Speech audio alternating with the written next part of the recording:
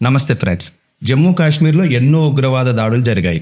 వాటికి లేని ప్రత్యేకత ఇప్పుడు అనంతనాగ్ జిల్లాలోని పహల్గామ్లో జరిగిన టెర్రర్ అటాక్కు ఏముంది? ఈ అటాక్కు ప్రధాని మోడీకి సంబంధం ఏంటి? పాకిస్తాన్ సైన్యాధికారి చెప్పినా ఇండియా లైట్ ఎందుకు తీసుకుంది? ఇలాంటి ఎన్నో విషయాలు తెలుసుకుందాం. వీడియో పూర్తిగా చూడండి. పహల్గామ్ జమ్మూ కాశ్మీర్లోని అనంతనాగ్ జిల్లాలో ఉంటుంది. పహల్గామ్ను ఇండియన్ స్విట్జర్లాండ్ అంటారు. ప్రకృతి, అక్కడి రిసార్ట్స్, లోయలు ఇలా చాలా వైవిధ్యంగా ఉండే ప్రాంతం ఇది. నిజానికి ఇక్కడ ఆర్టికల్ 370 ఉన్నప్పుడు కూడా టూరిస్టులు ఎక్కువగానే వచ్చేవారు. కాకపోతే వారిలో ఎక్కువ శాతం చుట్టుపక్కల ప్రాంతాల నుంచే వచ్చేవారు. ఇప్పుడు జరిగిన టెర్రర్ అటాక్ పహల్గామ్లోనే ఎందుకు జరిగింది? అటాక్ జరిగిన ప్రాంతం ఒక టూరిస్ట్ ప్రాంతం. అక్కడ పోలీస్ ఫోర్సెస్ ఉండే అవకాశం లేదు. అలాగే ఏదైనా జరిగితే పోలీసులు అక్కడికి రావడానికి చాలా టైం పడుతుంది. వీటితో పాటు ఇంకో ముఖ్య కారణం కూడా ఉంది. అదేంటో ఇంకాసేపట్లో చెప్తాను. సో పోలీస్ బలగాలు లేకపోవటం, ఏదైనా జరిగితే రావటానికి కూడా టైం పట్టడం. అందుకే ఈ ప్రాంతాన్ని ఈ అటాక్ కోసం ఎంచుకున్నారు. ఇక ఈ దాడిలో ఇప్పటి వరకు 28 మంది చనిపోయారు. ఇందులో మహారాష్ట్ర, గుజరాత్, కర్ణాటక లాంటి వివిధ రాష్ట్రాల వాళ్ళు ఉన్నారు. చనిపోయిన వారిలో 2 విదేశీయులు కూడా ఉన్నారు.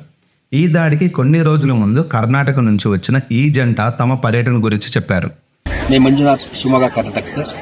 हम इंडियन ट्रैवल स्टोर्स में बुक करके कश्मीर प्रवास में आए हैं। अब हमारा कश्मीर ट्रिप का दूसरा दिन है। ఇందులో ఉన్న మంజునాథ్ ఈ దాడిలో చనిపోయారు. జమ్మూ కాశ్మీర్లో ఎన్నో దాడులు జరిగినా ఈ దాడి ఎందుకు ప్రత్యేకం అంటే, ఈ దాడి కేవలం హిందువులను టార్గెట్ చేసుకొని జరిగింది. ఇంతకుముందు కూడా హిందువులు వెళ్లే బస్సులపై, యాత్రికులపై దాడులు జరిగాయి. కానీ ఇప్పుడు జరిగిన దాడిలో ఉగ్రవాదులు టూరిస్టు యొక్క మతం అడిగి మరీ చంపారు.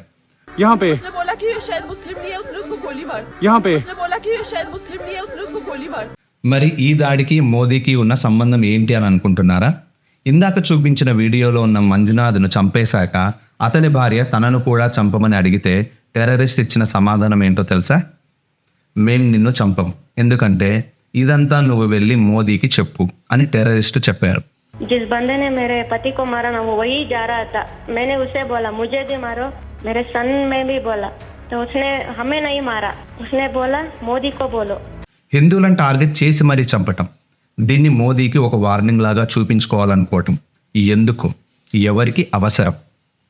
ఇదంతా తెలుసుకోవాలంటే జమ్మూ కాశ్మీర్ చరిత్ర తెలుసుకోవాలి.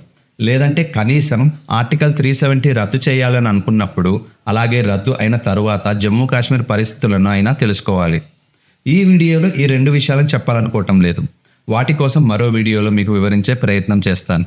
సరే, ఈ దాడి ఎవరు చేశారు అంటే ఎప్పట్లాగే ఒకే సమాధానం, పాకిస్తాన్. ఇక్కడ విచిత్రం ఏంటంటే, దాడి జరిగిన కొన్ని గంటల్లోనే ఇండియా నుంచి అధికారికంగా ఎటువంటి నిరసన లేదా స్టేట్మెంట్ రాకముందే పాకిస్తాన్ ఈ దాడికి మాకు ఎటువంటి సంబంధం లేదని చెప్పింది.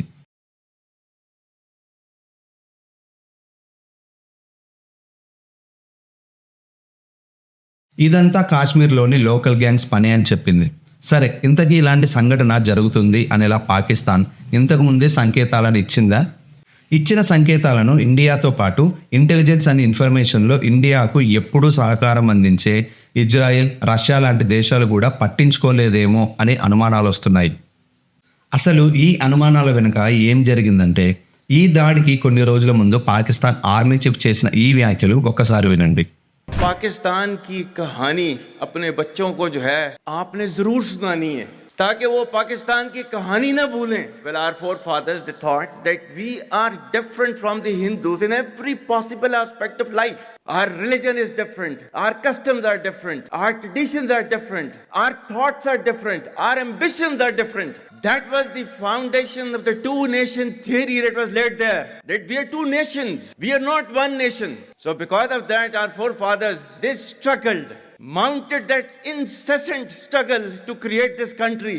Our forefathers, they have sacrificed immensely, and we have sacrificed a lot for the creation of this country. And don't forget to narrate this story of Pakistan to your next generation. Pakistan ఎలా ఏర్పడింది? పాకిస్తాన్ ఏర్పాటు కావటానికి ప్రాణత్యాగాలు జరిగాయి. Hindu Muslims ఒక్కటి కాదు, ప్రతి అంశంలో హిందువులు వేరు, ముస్లిమ్స్ వేరు. ఇవన్నీ మీ పిల్లలకు చెప్పండి, మీరు మర్చిపోవద్దు. ఆయన ప్రసంగంలో ముఖ్య సారాంశం ఇది. దాదాపు వారం తర్వాత ఇప్పుడు ఈ దాడి జరిగింది. అసలు పాకిస్తాన్ ఆర్మీ చీఫ్ మాటల్లో అంత అర్థం ఏముంది అనుకుంటున్నారా? దాన్ని సింపుల్గా అర్థమయ్యేలా వివరించే ప్రయత్నం చేస్తాను. పాకిస్తాన్ ఒకప్పుడు ఇండియాలో భాగమే. ఇండియాను ఎప్పటి నుంచో హిందుస్థాన్ అని చాలా దేశాలు పిలుస్తుంటాయి. ఇక్కడ హిందూ అంటే ఈ దేశపు గుర్తింపు, ఈ దేశంలో ఎక్కువగా ఉండే ప్రజలు. పాకిస్తాన్ ఏర్పడిన తర్వాత నుంచి పాకిస్తాన్లో దాదాపు 30% ఉన్న హిందువులు ఇప్పుడు 10% కూడా లేరు. హిందువులను అధిక సంఖ్యలో అణగదొక్కారు పాకిస్తాన్లో.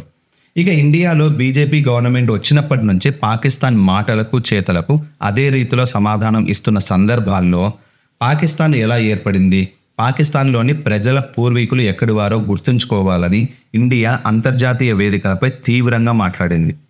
The quest for a land of pure has actually produced the land of pure terror. Pakistan is now Terroristan. It is extraordinary that the state which protected Osama bin Laden and sheltered Mullah Omar. ఇది ఒక కారణం. అయితే మరో కారణం article 370 రద్దు. ఒకప్పుడు జమ్మూ కాశ్మీర్లో 500 రూపాయలకు ఇండియన్ ఆర్మీపై రాళ్లు వేసే యువత ఇప్పుడు గౌరవంగా బ్రతుకుతోంది. मैं जब 10th में पढ़ता था मैं भी खुद पत्थर फेंकता था, मैं भी पत्थरबाज था. हमें कोई काम नहीं होता था, हमें 500 देते थे, हम पत्थर फेंकते थे. हम ये नहीं देखते थे हमें गोली वहां से लगेगी या क्या हो जाएगा. जब मैं सुधर गया तो उन्होंने उन लोगों को क्यों नहीं सुधराया है. मैंने जैसे हजारों नौजवान, लाख नौजवान वहां बच गए. ఆర్టికల్ 370 రద్దు తర్వాత దేశ విదేశాల నుంచి అధిక సంఖ్యలో టూరిస్టులు జమ్మూ కాశ్మీర్ను సందర్శించడానికి రావటం, ఆర్టికల్ 370 రద్దుకు ముందు వరకు ముస్లిమ్స్ రాజ్యంగా ఉన్న కాశ్మీర్లో టూరిస్టులు పెరగటం, అందులో దేశంలోని హిందువులు ఎక్కువగా రావటం పాకిస్తాన్ లాంటి ముస్లిం ఐడెంటిటీని కోరుకునే వారికి పెద్దగా రుచించలేదు. ఇక మరో కారణం, కాశ్మీర్ను పాకిస్తాన్ తన భూభాగంలో కలుపుకోవాలని లేదా తన ఆధీనంలో ఉన్న వాటితో పాటు కాశ్మీర్ మొత్తాన్ని చైనాకి ఇవ్వాలని ఇంతకు ముందే మనం వార్తల్లో విన్నాం. పీఓకేలో చైనా అధికార ప్రతినిధులు వచ్చినప్పుడు భారత్ నిరసన తెలిపింది. There are activities or projects, so-called Indo-Pakistan occupied Kashmir, which we object to and we reject. This is a violation or infringes on our sovereignty and territoriality. So I think I just repeat that element. ఇక రీసెంట్గా పాకిస్తాన్ దేశ army chief బహిరంగంగా మాట్లాడడం, Hindu Muslims మధ్య identity గురించి మాట్లాడడం, సరిగ్గా అదే ఐడెంటిటీ ద్వారా హిందువులను చంపడం రెండు కోఇన్సిడెంట్స్ కావు. ఇంతకు ముందు ఎప్పుడు ఇలా జరగలేదు.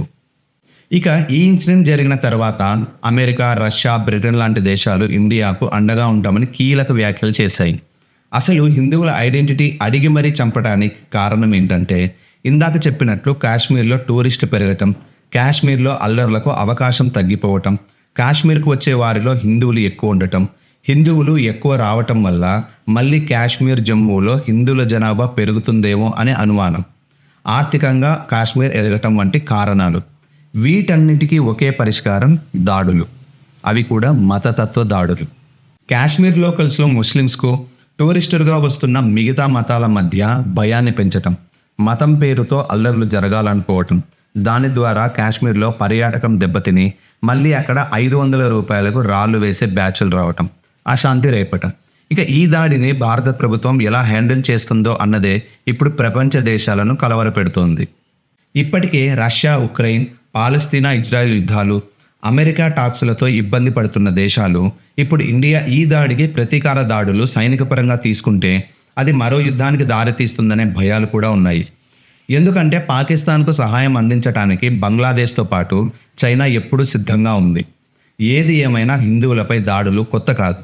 ఏ ప్రపంచ చరిత్ర చూసినా బలవంతుడు బలహీనులపై దాడులు అనేది కనిపిస్తూనే ఉంటుంది.